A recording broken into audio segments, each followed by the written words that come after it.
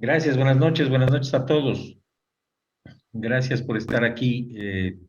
La idea es contar algunas cosas sueltas sobre los enteros postales ecuatorianos y algunos temas que pueden ser interesantes, sobre todo en relación con problemas derivados de las tarifas, con temas que no han sido, i- no sé si investigados o sobre los que hay una serie de preguntas que no tienen respuesta, una cantidad de temas que todavía nos tienen dando vueltas alrededor de algunos eh, enteros en especial.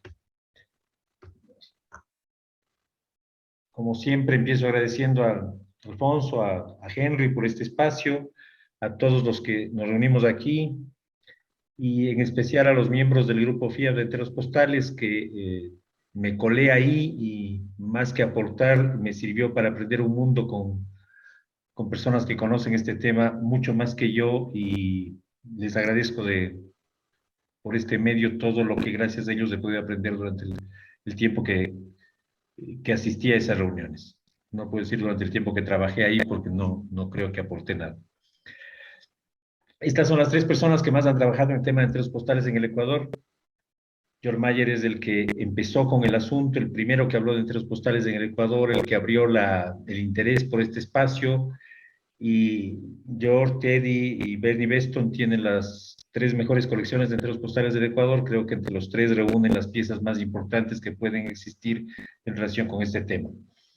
Eh, Aprovecho para agradecer al Teddy por la difusión que ha estado dando esta conferencia. Gracias, Teddy, a riesgo de que nos hackeen otra vez, pero parece que hasta ahora nos vamos librando. Mayer es quien más ha trabajado el asunto. A él le debemos tres textos que son fundamentales para cualquiera que quiera entender los enteros postales ecuatorianos.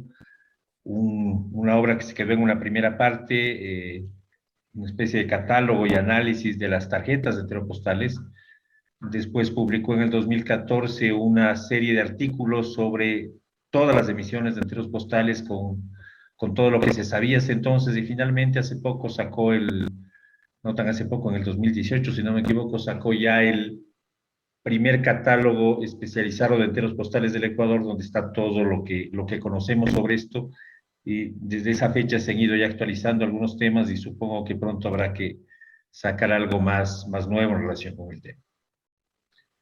Eh, no hay que entrar mucho en el asunto de enteros postales. Teddy dio ya una conferencia aquí en mi oficina, ahí está el enlace, y nos dio una gran visión panorámica sobre toda la historia de los enteros postales, al menos en lo que llamamos la etapa clásica de los enteros postales del Ecuador desde 1884 hasta 1920 más o menos. En esa conferencia ustedes pueden encontrar la cronología, las emisiones, etcétera.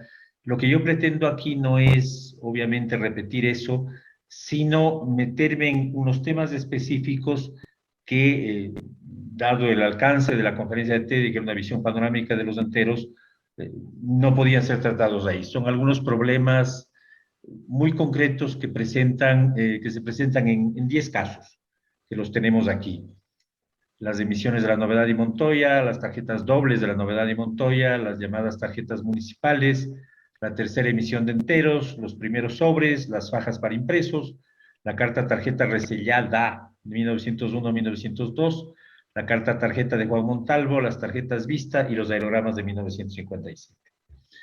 Cada una de estas emisiones, cada uno de estos grupos de enteros presenta algunas curiosidades, algunos misterios sobre los que pretendo hablar aquí, empezando por la Novedad y Montoya. Cuando hablamos de la Novedad y Montoya, hablamos de las dos primeras emisiones de tarjetas de entero postales del Ecuador. El primer antecedente se dio cuando el Ecuador ingresó en la Unión Postal Universal. Clemente Ballén era el cónsul del Ecuador el cónsul del Ecuador en París, que negoció la incorporación del Ecuador a la Unión Postal Universal en 1880. El Ecuador ingresó al año siguiente y dentro de los trámites que hizo, envió al país modelos de documentos que debían utilizarse en esta nueva etapa del servicio postal ecuatoriano. Y entre esos, un ejemplo dice el, carta postal francesa que puede servir de modelo para las que se hagan allá en castellano. Esto quedó ahí, ni se previeron tarifas para tarjetas postales, ni se previó la emisión de tarjetas postales, y hasta el año 1884 no se hizo nada en relación con esto. Las primeras tarjetas de entrega postales del Ecuador son estas, las 2 y 3 centavos de la imprenta La Novedad, que son una copia de la emisión uruguaya de 1878. Se ve claramente que de aquí se tomó el diseño. No existen pruebas, no existen autorizaciones, no existen contratos, no hay nada que demuestre que esto fue una decisión del gobierno, pero circularon por el correo normalmente. Todavía no hemos encontrado ningún documento que respalde o que ratifique la decisión gubernamental de emitir estas tarjetas. Sabemos que se imprimieron en imprenta la Novedad por el pie de imprenta. Esta imprenta La Novedad hizo un muy buen trabajo. De estas tarjetas, lo máximo que existen son matices en el color de las indicias. Son impresas en negro, sobre cartulina blanca, una muy buena cartulina, y la indicia y el escudo de armas están en color violeta, y ahí se puede ir, existen varias tonalidades de violeta, pero no hay nada más. Muchas de estas tarjetas se usaron sin matasellos. El 27 de febrero del 84 tenemos el uso más antiguo con matasellos de la 2 centavos, y el 14 de febrero de la de 3 centavos. Y hay usos en marzo y en el 23 de febrero sin matasellos de salida. Muchas de estas tarjetas se quedaron sin matasellos de salida, algunas tienen matasellos de llegada, pero otras no tienen ninguna marca, simplemente el hecho de que están usadas. La Novedad era una imprenta que se anunciaba en 1884 como una imprenta que presentaba muy buenos trabajos, y las tarjetas son un ejemplo de eso. Estaba ubicada en esta casa, en el centro de Quito, cerca de la iglesia de la Compañía, que está por aquí, los que han venido a Quito. Es la conocida como Casa Cornejo Ceballos, y el gerente o el propietario era un señor José María Proaño. ¿Por qué hizo las tarjetas? Hubo un encargo del gobierno, es lo más probable, pero no tenemos constancia de eso. Y hay un problema adicional: cuando se emiten las tarjetas, empiezan a circular en febrero de 1884, no existe tarifa para tarjetas postales.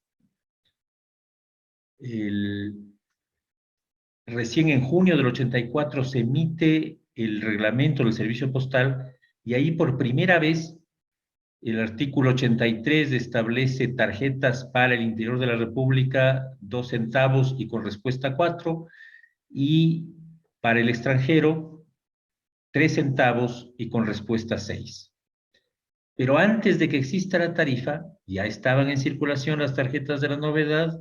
Esta es del 23 de febrero de 1884, no tiene matasellos de salida, pero tiene la llegada en Hamburgo, perdón, el paso por Londres, está dirigida a Mecklemburgo, en Alemania, y circuló normalmente por el correo pagando la tarifa de 3 centavos. Lo único que había en ese tiempo era, y probablemente esto es lo que se aplicó, la Convención de París de 1878 de la Unión Postal, donde se fijaba una tarifa para tarjetas de 10 centésimos de franco, y en el caso del Ecuador se había fijado la equivalencia de 1 centavo por cada 5 centésimos, lo que nos daría 2 centavos para la tarifa externa. A esto se suma la aparición de una segunda emisión en julio, lo más temprano que conocemos, en julio de 1884. Febrero a marzo, abril a mayo, a junio a julio, en 5 meses se emiten nuevas tarjetas. Ya no de La Novedad, sino de B. Montoya. Es un señor Víctor Montoya, que era un impresor guayaquileño que estaba en Quito en ese momento. Acababa de posesionarse un nuevo gobierno. Este señor Víctor Montoya tenía su relación con el gobierno. Después él va a ser el impresor en Guayaquil de la primera revista filatélica del Ecuador, y no había explicación para esta segunda emisión. Estaban circulando las de La Novedad. ¿Por qué se hace esta emisión de Montoya? También sin ninguna orden, sin que tengamos constancia de nada. Lo único que hemos encontrado, y hay un elemento adicional aquí: el trabajo de Montoya es absolutamente inferior al de La Novedad. Las tarjetas tienen una cantidad de errores, ahí se pueden encontrar variedades, una cantidad de temas de los que ya habló Teddy en su conferencia, y una gran variedad de papeles. Hay, por ejemplo, papeles con filigrana, cartulinas con filigrana. Vidalón Annonay, Canson Montgolfier, Bernie Beston ha hecho una muy buena investigación sobre este proveedor de papel. Tenían cartulinas de este proveedor, pero tenían también cartulinas de color crema, de color café, de color violeta, de color rosa, perdón, y Montoya imprimió en toda clase de cartulinas. La explicación está y es lo más probable que esto efectivamente haya ocurrido. En Le Timbre Posté de diciembre de 1884 se publica una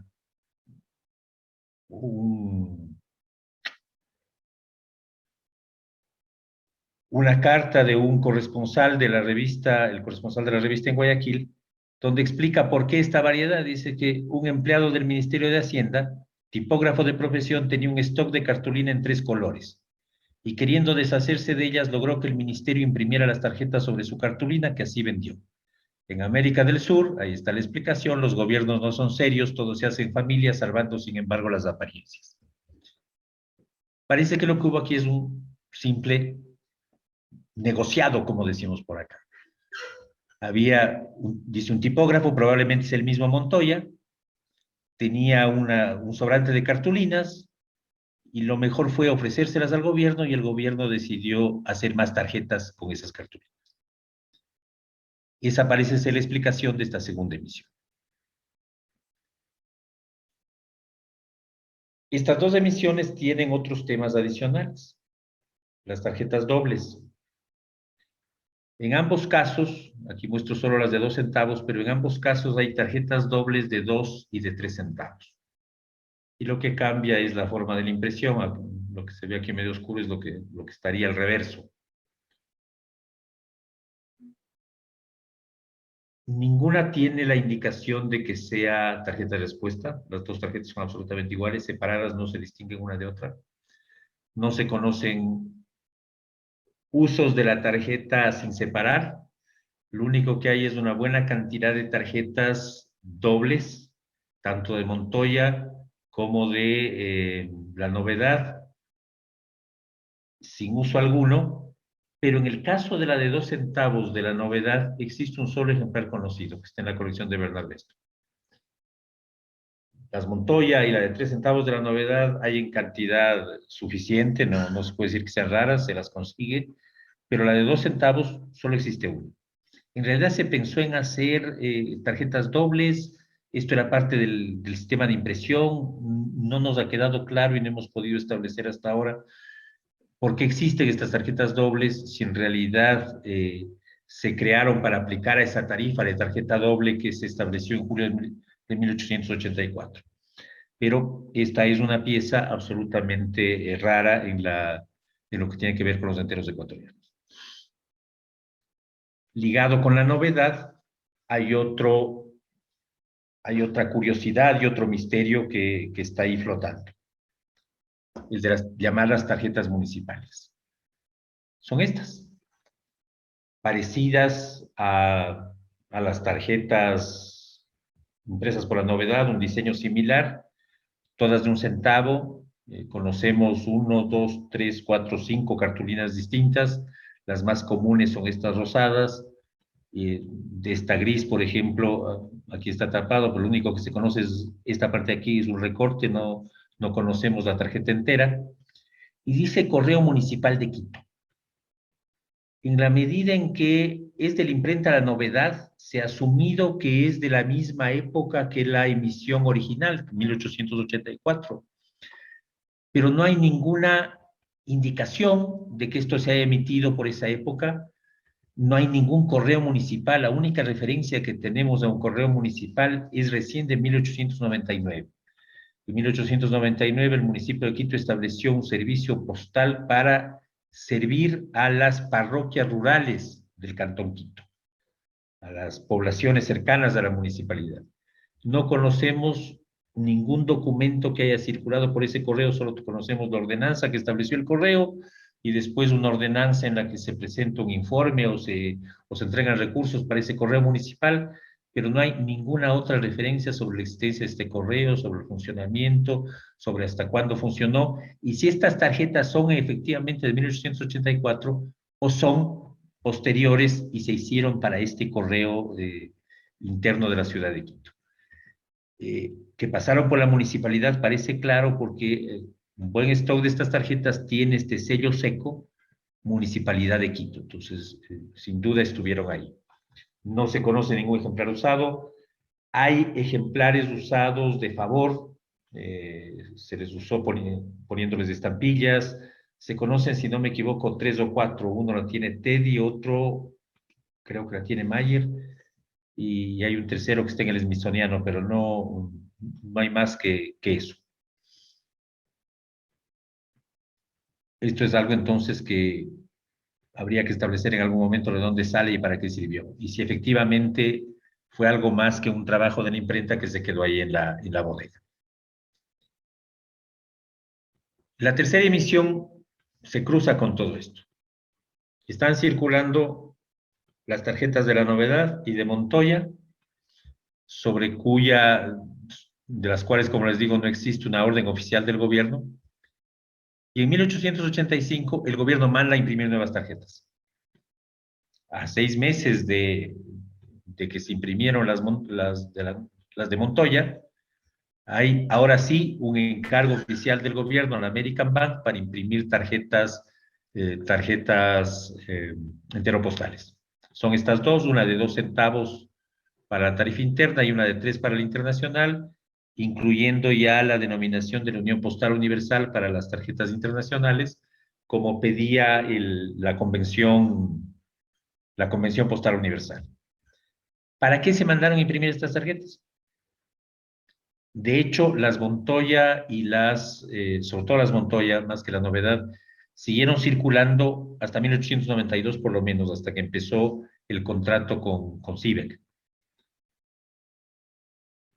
Y estas tarjetas, usos tempranos se conocen muy pocos. El uso más temprano es en marzo y en mayo de 1886 para cada tarjeta, y se conocen muy pocos ejemplares de estos primeros años. En general, las tarjetas empezaron a usarse a partir de fines de la década de 1880. Ese es el gran peso del uso de estas tarjetas.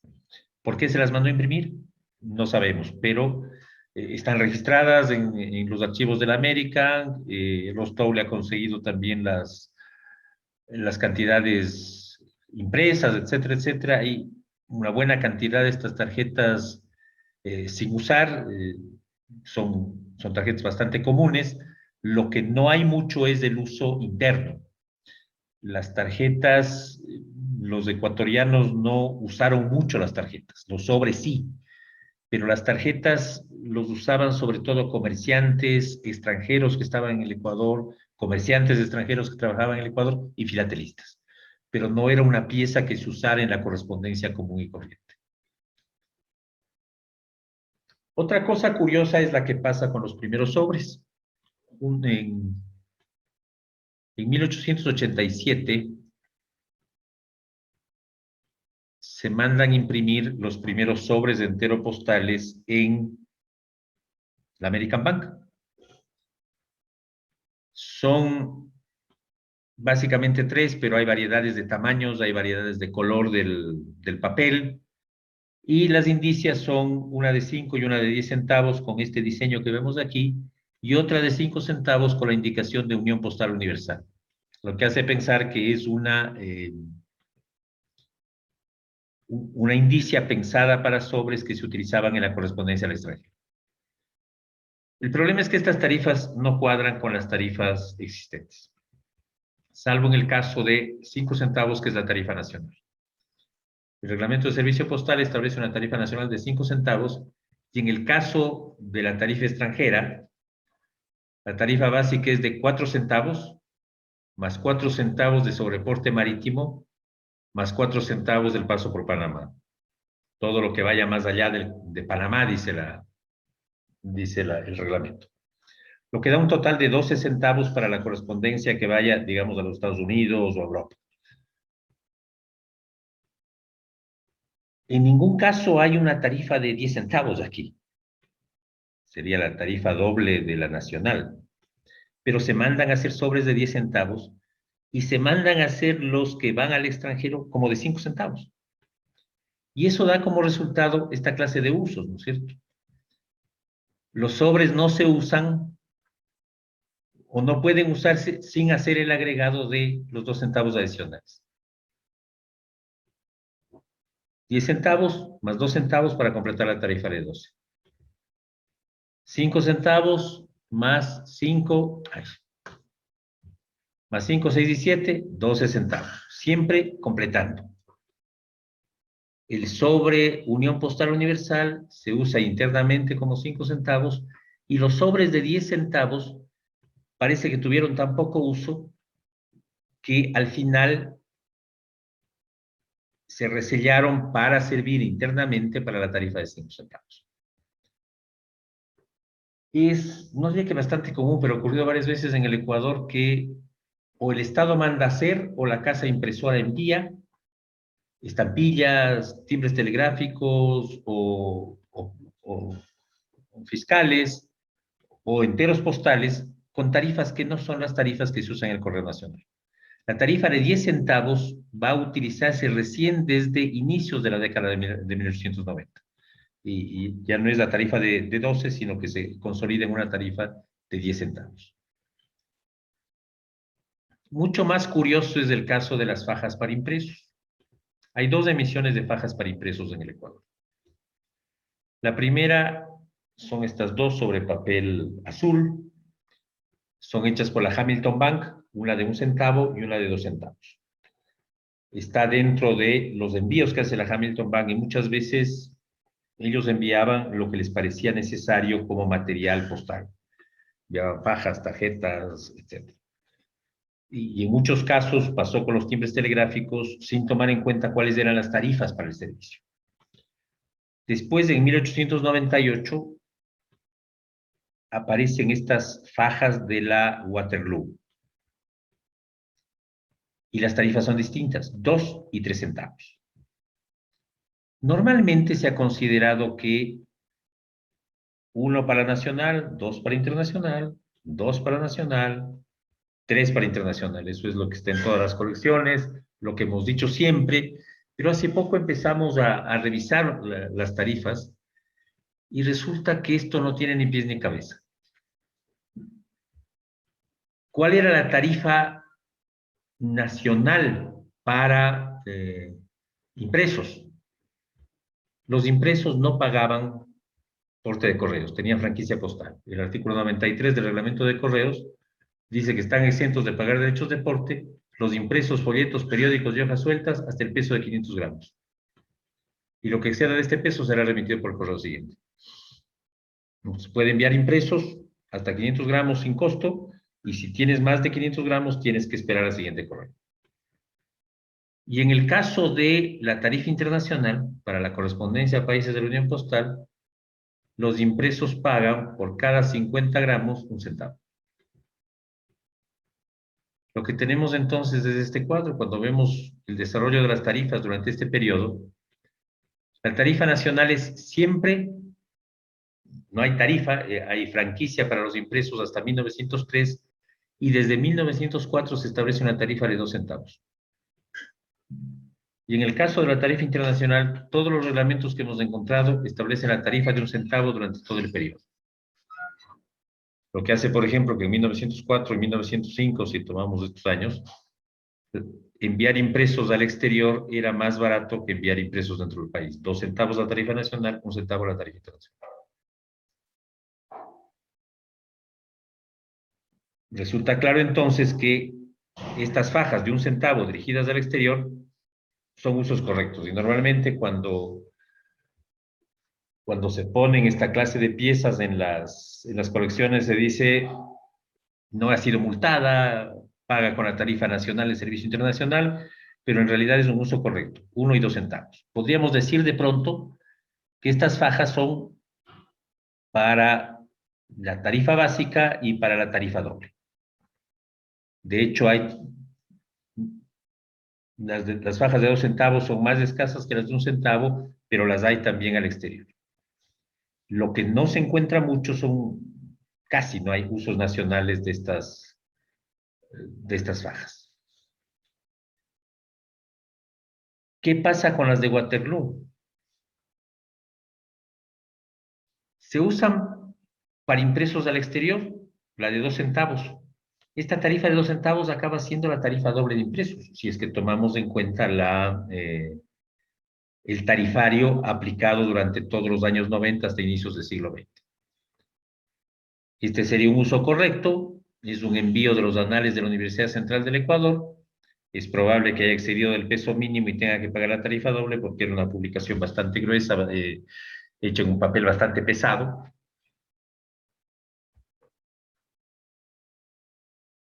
Y lo que no tiene explicación es la tarifa de 3 centavos.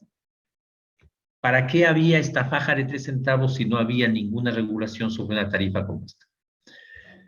Esta es una carta en alemán que dirige el corresponsal de Senf en Guayaquil, indicando que han salido estas fajas para impresos, que son impresas por Waterloo. Este es el documento que nos permitió saber que efectivamente estas fajas fueron impresas por Waterloo, y que si bien habían llegado con la emisión de 1897, una serie de escudos de 1897, recién habían empezado a circular no me acuerdo la fecha exacta, pero a la altura en octubre de 1898. Pero si vemos, esta faja no se usa la faja como impreso, sino que se la usa como carta. Se envía una carta en una faja de impresos pagando una tarifa de 3 centavos, cuando la tarifa ya para esta época era de 10 centavos al extranjero. Y esto es lo que empieza a pasar con estas fajas. En lugar de enviar impresos, envían cartas de contrabando. Una carta nacional en 1902 a Riobamba no paga los 5 centavos de la tarifa, sino los 2 de la faja de impresos, y va una carta. Esta es una carta al extranjero. Esta es una carta al extranjero, 1899, 3 centavos, debió haber pagado 10 centavos. Y hay usos también como impresos. Aquí hay un impreso, se envía un saludo navideño, de Navidad y Año Nuevo, se le envía en la faja de 3 centavos a Europa.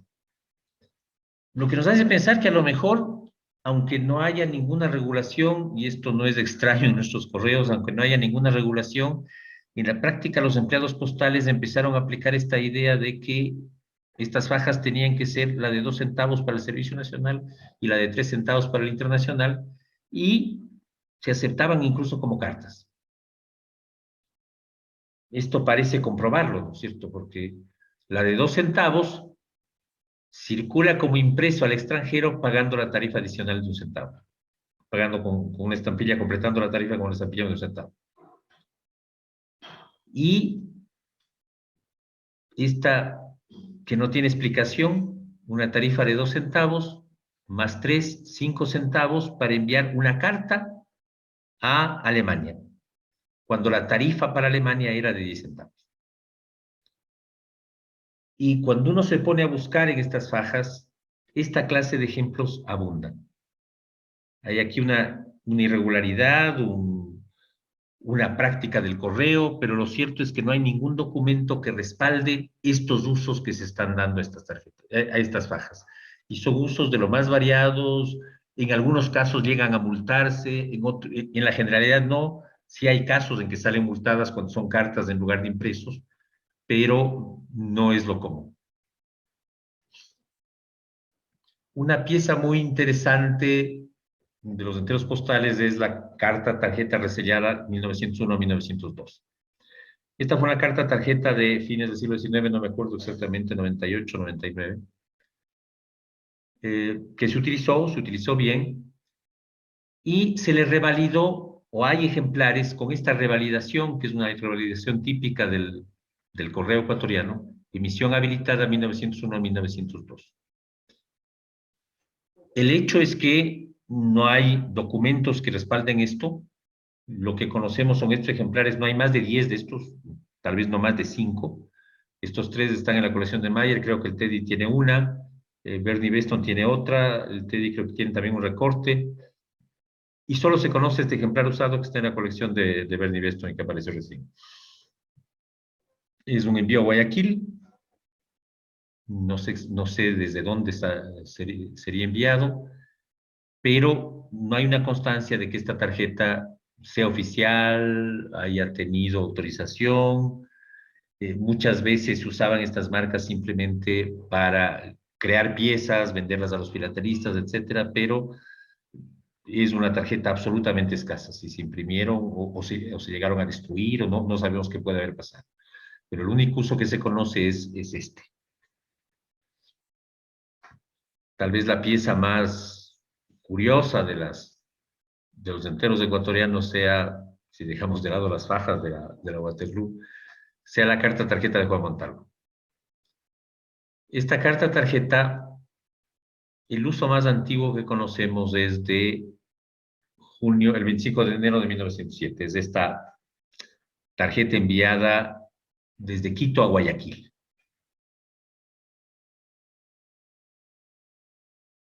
No hay ningún decreto, no hay ninguna autorización oficial, no hay ningún contrato que conozcamos sobre estas tarjetas, y el único decreto que autoriza la emisión de estas tarjetas es del año 1911. Sin embargo, entre 1907 y 1911 se usan. No en abundancia, pero hay varios ejemplares, sobre todo 1907, 1909, 1910, hay bastantes usos de estas tarjetas. Cuando se analizan las tarjetas, hay dos tipos, la tipografía es distinta, lo ven aquí marcado, la letra E, las tildes en la U, la Q. Sin duda que hay dos tipografías distintas y eso ha hecho pensar que la primera pertenece a una emisión de 1907 y la segunda a una emisión de 1911. Todavía no hemos hecho en general, hay una tipografía que aparece a partir de esta pequeña, aparece a partir de 1911 y la otra se usa más antes, pero todavía es algo que al menos yo no lo veo muy seguro.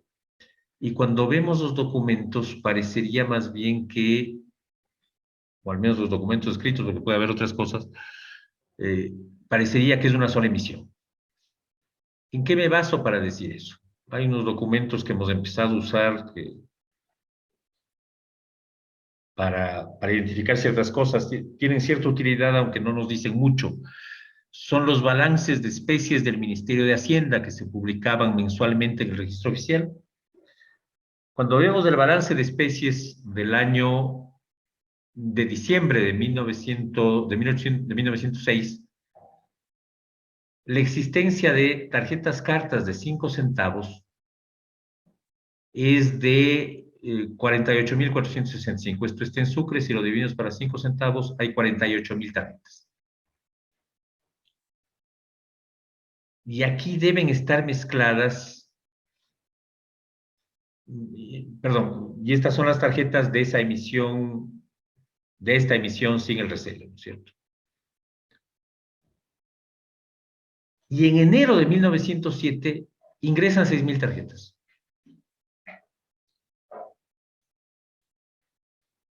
300 sucres en tarjetas, lo que da un total de 6.000. Y a partir de enero empiezan a distribuirse estas tarjetas y hay pequeños egresos de estas tarjetas. No pueden ser sino las Juan Montalvo. En enero del 1907 empiezan los usos de la Juan Montalvo y 6.000 tarjetas ingresan a la sección de especies del Ministerio de Hacienda en enero de ese año. No deja de ser una cantidad pequeña porque las Juan Montalvo son muchas. Entonces, no sé, y esto lleva a pensar que a lo mejor no es la única emisión, que después hubo otra, pero al menos hasta 1911 no aparece ningún ingreso adicional de tarjetas. Hasta 1911, cuando hay el decreto oficial que ordena que se emitan 4 años después de que están en uso, no tenemos ningún documento que establezca que hay un nuevo ingreso de esta clase de tarjetas y por lo tanto parecería que hay una única emisión de 6.000 ejemplares. Esta tarjeta era pensada para el uso interno. En general, los usos al exterior o se completan con estampillas o se multan. Esto es bastante común. Aquí hay una multa en Estados Unidos, una multa en Francia, una multa para Alemania. Todas estas tarjetas enviadas al exterior, multadas. En el uso interno, son tarjetas que se usan sin ninguna dificultad. No hay muchos usos. Es una tarjeta que no se usa mucho, pero tiene, si hay algunos ejemplares bien utilizados a lo interno del país y estos al extranjero multados. La Juan Montalvo se sigue haciendo más complicada porque en 1913 se dispone a hacer este resello y en 1919 aparece este otro resello. En 1913 se dice que se han robado varias de estas tarjetas y que es necesario evitar que las tarjetas robadas sean utilizadas. Y se dispone que se pongan a la venta con una contraseña al contorno del timbre. Y se prohíbe el uso de las que no tengan esa contraseña. Las cartas que no lleven tal contraseña serán multadas de acuerdo con el respectivo reglamento. En 1919 no hay una orden de resello, pero cuando se reglamenta las especies postales que se van a usar en el Ecuador, ese reglamento dice en el artículo 5, letra B, cartas postales con el retrato de Juan Montalvo con un marco rojo.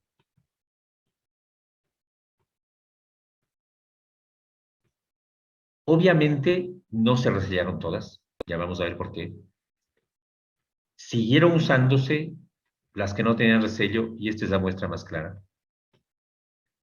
1917, sin resello, se envía al exterior completando la tarifa con una estampilla de 5 centavos.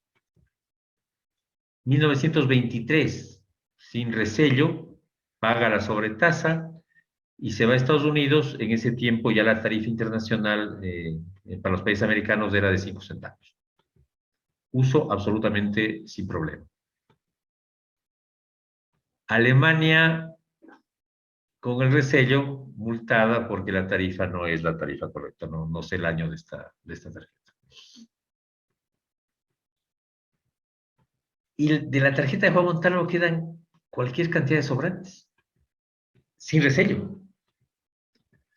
El correo empieza a usarlas ya desde los años 20 para diversos usos. Avisos de recibo de documentos certificados, como carteles para avisar nuevas emisiones o cosas por el estilo, como libranzas postales. Se venden a privados y, por ejemplo, Virgilio Narváez, que era un conocido filatelista de inicios del siglo, las utiliza para propaganda. Es solo uno de los ejemplos. Incluso tiene unas propagandas que dicen circular número 5, creo que hay hasta la circular número 8, no conozco todas, pero debe haber mandado en grandes cantidades de esto a sus clientes. Y todavía en los años 40, el correo remata los sobrantes de estas tarjetas. Y estas tarjetas se empiezan a usar, incluso fueron aceptadas por el correo en algunos casos, y en otros casos se usaron poniendo la tarifa que correspondía en estampillas. Eso hace dudar del número de 6.000, pero tenemos aquí una tarjeta que ha servido para todo y sobre la cual no hay documentos claros ni ideas muy concretas. Por ejemplo, no sabemos quién la hizo. Lo más probable es que sea en Waterloo, porque las tarjetas, todas las especies postales de ese tiempo las hacía la Waterloo, pero no tenemos ninguna constancia de esto. Luis Fernando alguna vez habló de estas tarjetas, nosotros llamamos las tarjetas Vista del año 1939, que son un paraíso para los temáticos, tanto por las indicias como por las imágenes que tienen. Son 2 emisiones que se mandaron a imprimir en Italia, 50 tarjetas numeradas de este estilo, con 3 colores distintos, verde, azul y café, y 25 de este estilo sin numerar, en colores negro, azul y café. Y las indicias son de 15 y de 50 centavos. Eh, el decreto no dice una tarifa, pero las tarifas de ese tiempo eran de 15 centavos para el continente americano, y para los países del convenio hispanoamericano, y de 50 centavos para el resto del mundo. Y el decreto dice que se mandan a imprimir tarjetas para ser usadas en la correspondencia a las Américas y Europa. Entonces entendemos que están manteniendo la tarifa común. Lo curioso de estas tarjetas es que no se usaron mínimamente. Y probablemente uno de los problemas sea que, al menos en el caso de las tarjetas para el continente americano, había que agregar una sobretasa postal. Aquí tenemos una tarjeta de 15 centavos que se usó internamente, pagando solo una de las dos sobretasas que había. Aquí tenemos una que se fue a los Estados Unidos, debía haber pagado la sobretasa, no la pagó, no hay ningún documento que respalde que esto pueda circular sin la sobretasa, pero los usos que se conocen son usos sin sobretasa y generalmente son usos en el año 39. Estos usos correctos con la indicia, el matasellos, despachada, etcétera, etcétera, no me atrevo a decir cuántos habrá, pero no creo que pasen de 20. Y eso para ponerme optimista, pero son muy, muy escasos. Por alguna razón se retiran del servicio, no las usaban, no servían, dejan de utilizarse en el correo y se les coloca estos resellos. Hay varios tipos de resellos. Teddy los mostró y están en su conferencia. Eh, Quedan en manos de la Dirección General de Propaganda y Turismo de la Presidencia de la República. Y empiezan a usarse, a distribuirse como hoja suelta para promocionar el turismo en el país. Entiendo que pues, se fueron a los consulados, enviaron a varias personas. Eh, lo primero que yo conocí de los enteros postales del Ecuador debe haber tenido unos 15 años, tal vez, cuando iba a la AFE hace tiempos. Y llegaban los viejos filatelistas con paquetes de estas tarjetas a regalar, porque consideraban que eran estampitas, que no tenían ninguna utilidad, y había una cantidad de gente que tenía existencias de esto y las distribuía y las regalaba, ¿no? Nadie pensaba que esto podía coleccionarse. Ahora, sobre todo, ciertas tarjetas son absolutamente raras y muy perseguidas por los coleccionistas. Y hubo muchos usos irregulares. Se supone que estos resellos implicaban la desmonetización de las tarjetas. Sin embargo, circularon en el correo. Estas fueron utilizadas y enviadas a los Estados Unidos. Matasellos, uso igualito que este, pero sobre una tarjeta desmonetizada, o que se supone desmonetizada. Hubo usos simpáticos como este, por ejemplo. Esta circuló en los Estados Unidos, se despachó en Los Ángeles, utilizando la franquicia diplomática. El Consulado del Ecuador en Los Ángeles distribuyó estas tarjetas para recaudar fondos. En el año 49, un terremoto que destruyó la ciudad de Ambato, y por medio de esta tarjeta pedían aportes para crear un fondo que permitiera ayudar a las víctimas del terremoto. Y esto circuló en Estados Unidos, es un tema. Esta es otra de las marcas que se pusieron a la República del Ecuador, Ministerio de Relaciones Exteriores, para desmonetizar a las tarjetas. El último caso es el caso de los aerogramas de 1957.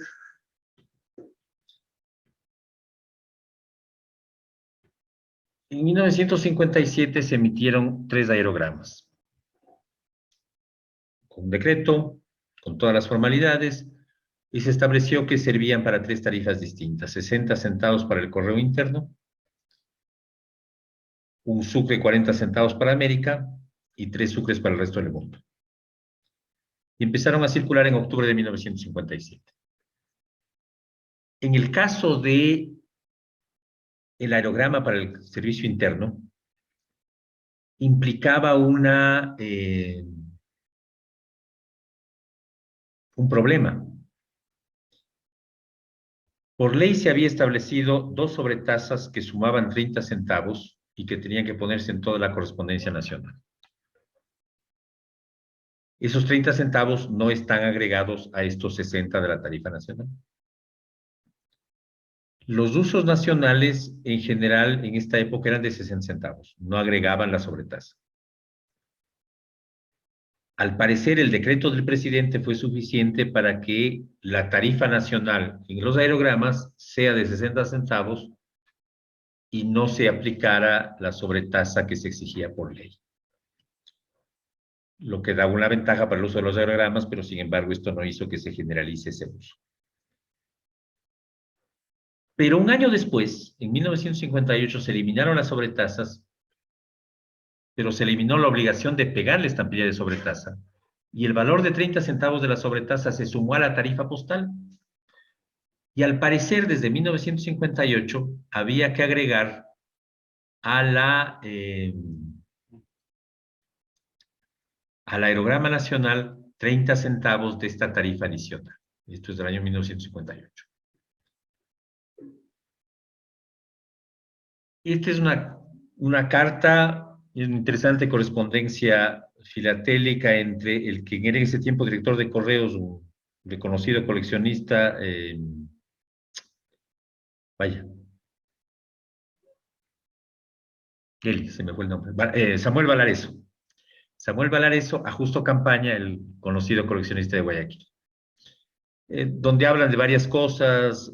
Valareso se había dedicado en ese tiempo a hacer tarjetas máximas y se ponía de acuerdo con Justo Campaña en cuántas tenía que hacer, cuántas necesitaba él, de cuáles necesitaba, etcétera. Pero tiene este interesante párrafo inicial.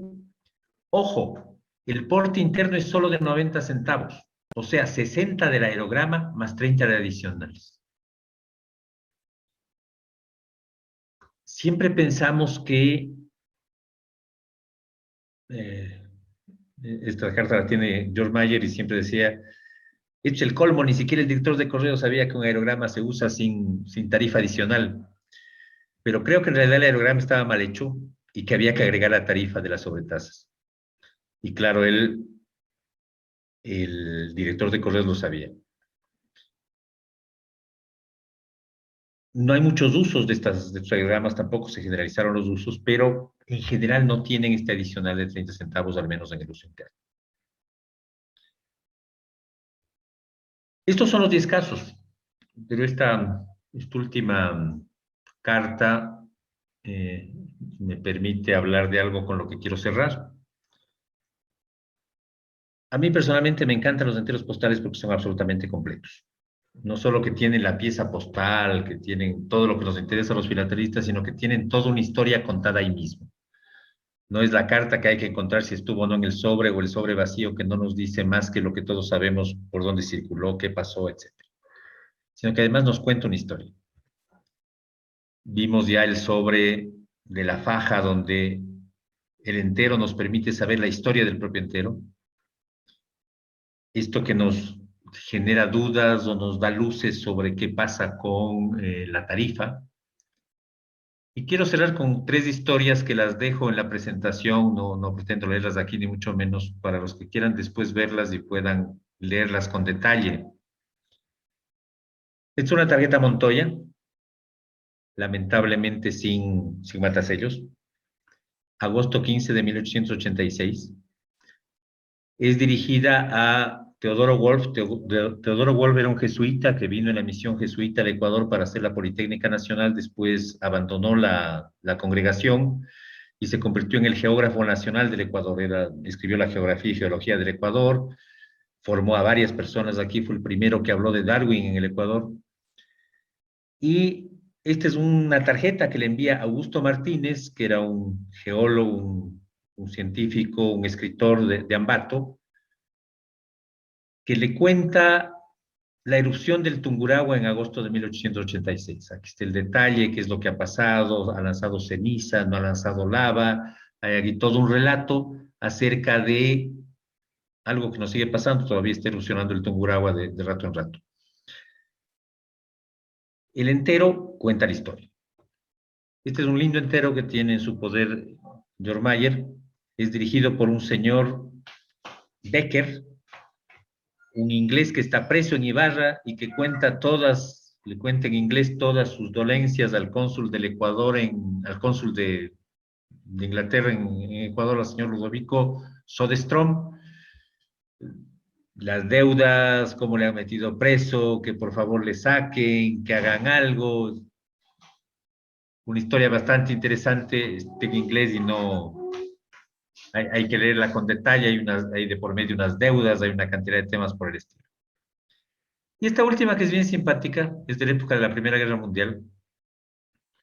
Envía desde Guayaquil un señor Melvin Palmer, que es un botánico inglés que recorrió Centroamérica y Sudamérica recogiendo especies. Y se dirige a un señor Carlos Kreutzing, de pronto los argentinos lo conocen en Buenos Aires.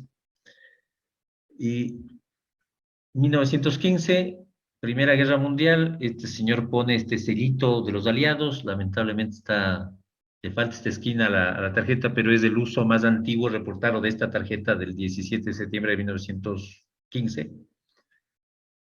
Y es bien simpático porque dice, por su nombre yo creí que era alemán, es peligroso esto de los alemanes, sabe que yo no uso el catálogo CEF, conmigo tiene que tratar con el Iberto, con el Gibbons, porque los alemanes son siempre alemanes y no sé qué, y se ponen de acuerdo sobre un intercambio. Es la guerra ahí, el inglés contra el alemán, la desconfianza, ya solo veo el apellido y ya no le creo mucho. ¿Cómo puede llegar incluso estos aspectos algo, esa clase de conflictos? Y eso es lo que les quería mostrar. Gracias por todo. Muchas gracias, Juan Pablo. Gracias, Juan Pablo.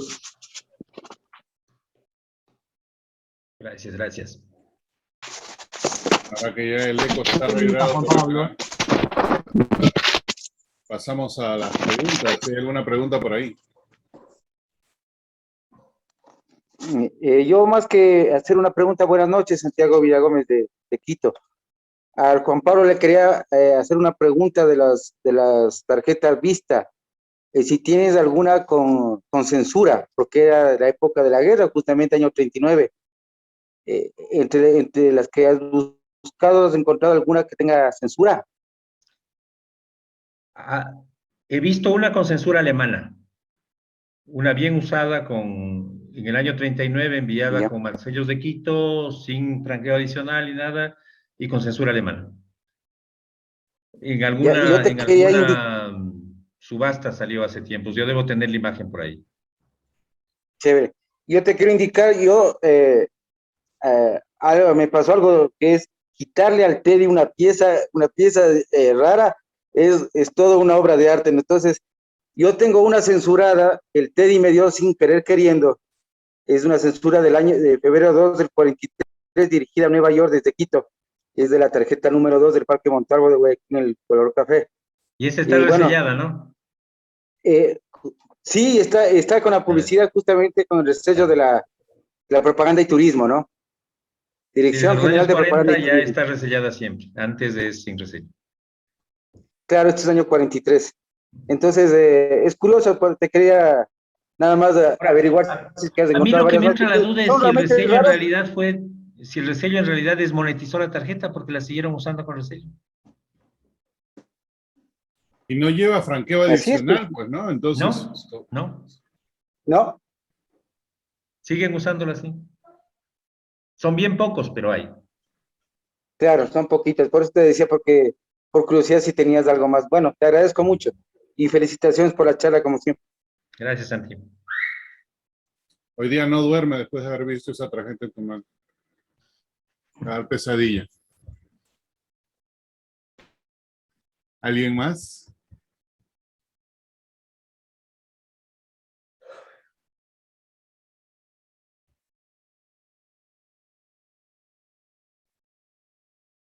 Curioso. Una curiosidad, yo sé que lo tocaron en la vez anterior referente a las primeras tarjetas de Ecuador que eran copia de tarjetas del Uruguay, ¿no? Una copia muy, muy cercana. En este momento se me escapa la razón, pero ¿cómo es que se da eso? ¿Se conoce o simplemente una de esas tarjetas llegó, una de las uruguayas llegó e inspiró a quien diseñó a Montoya o al otro a hacer la tarjeta? ¿Se conoce esa parte de la historia o no? No, seguramente llegó la tarjeta, alguien la conocía, les pareció bonita. Sí, porque una cosa, ¿no? Más o menos interesante. En Uruguay en esa época estaba el Centro Filotélico, siempre trato de decirlo correctamente, filotélico del Uruguay o de Montevideo, no me acuerdo. Y ellos emitieron una tarjeta primero, muy, muy colorida, celeste en un lado, con otro.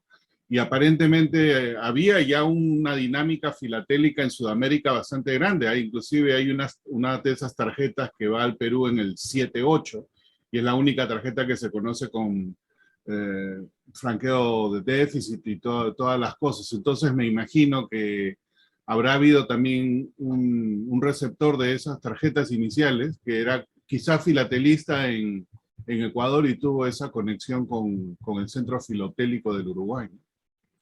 Quizás, no sé. Seguramente, porque en 1885 ya hay una revista en el Ecuador. Sale en Guayaquil, creo que se llama el coleccionista ecuatoriano, algo así. No me acuerdo el nombre. El Ecuador Filatélico, perdón. Ecuador Filatélico. Y ahí se ve que tienen contacto con Chile, con Uruguay, con Argentina. Hay una red de filatelistas que están en contacto. Entonces, por esa vía seguramente llegan estas cosas. Gracias. Will. Gracias. Juan Pablo, muchísimas gracias. Excelente y súper interesante la charla. Yo tengo una pregunta. ¿Las tarjetas de Montoya eran una copia o una reimpresión de la novedad? Es decir, ¿había algún arreglo ahí detrás por ello o era simplemente copió un diseño?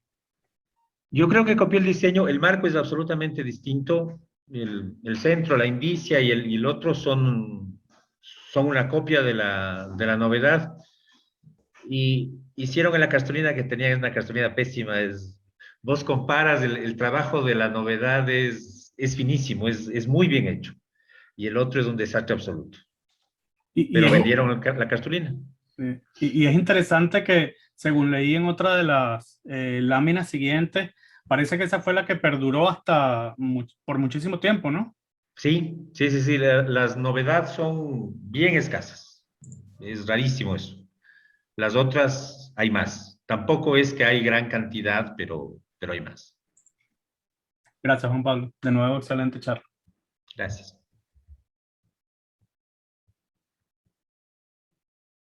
¿Otras preguntas, comentarios para Juan Pablo?